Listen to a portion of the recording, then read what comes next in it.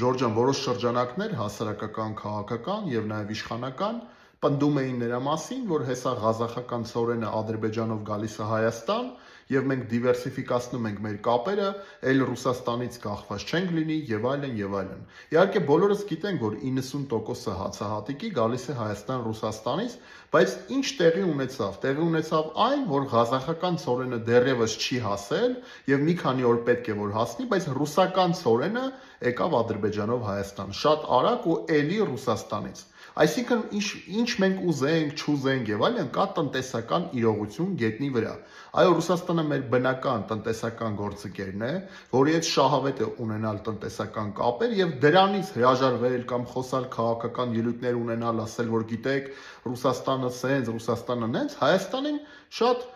պիտանի գործընկեր է Ռուսաստանը եւ այս հանգամանքը կոնկրետ ցուցիչ է, որ Ռուսաստանի հետ ուզենք թե չուզենք ունենալու ենք տնտեսական կապեր, որտեղ դա